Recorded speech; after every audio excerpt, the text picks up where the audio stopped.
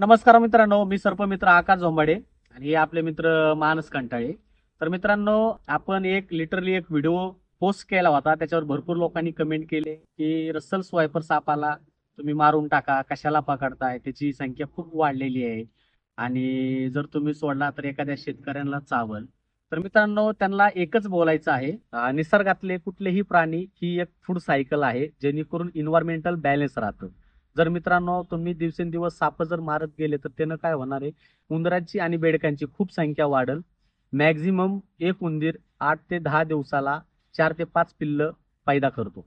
तर मित्रांनो त्यांची संख्या भरपूर वाढेल आणि जेणेकरून जे शेतकरी शेतामध्ये राबतात, अन्न पिकवलं जातं, त्याची उंदीर आणि बेडक नासाडी करतात, त्याच्यावर कंट्रोल आणण्याचं काम ही साप करतात. मित्रांनो, तो विषारी असो की बिनविषारी असो, विषारी मोपून आपल्या महाराष्ट्रामध्ये 5च साप आहेत. जसं की आपण प्रत्येक व्हिडिओमध्ये सांगतो, नाग, मण्यार, घोणस, फुरस आणि चापडा हे विषारी साप आहेत.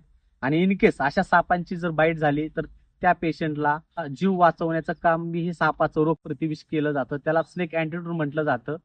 जेणेकरून नाग आणि घोणस हे साप, विषारी साप कधीही स्वतःहून कुणाला चावत नाही. दुसरी गोष्ट म्हणजे की असे साप जर तुम्ही वाचवले तर इन केस मेडिसिन मध्ये त्या सापांच्या विषांचा भरपूर फायदा होतो. प्रत्येक जीवाला जगण्याचा अधिकार आहे. तसंच आपण भरपूर ठिकाणी जाऊन रेस्क्यू करतो, जेणेकरून कोणाच्या घरात असतात किंवा शेतात असतात, जर त्यांना प्रॉब्लेम येत असेल अशा ठिकाणी जाऊन आपण रेस्क्यू करतो. हा एक विषारी जातीचा साप आहे. कुठलाच जीव मित्रांनो स्वतःहून तुम्हाला चावत नाही, जेणेकरून तुम्ही त्याला छेडछाड करत नाही किंवा पकडायचा प्रयत्न करत नाहीत. जर एक्सपर्ट असेल तर इट्स ओके, पण तुम्हाला पकडता येत नाही, तुम्ही पकडायचा प्रयत्न केला तर 100% स्वतःचं रक्षण म्हणून तो चावू शकतो. कुठेही जादूटोणा, तंत्रमंत्र, झाडफूक किंवा घरेलू उपचार न करता सरळ तुम्ही गव्हर्नमेंट हॉस्पिटलला जावा, तरच त्या पेशंटचा जीव वाचू शकतो.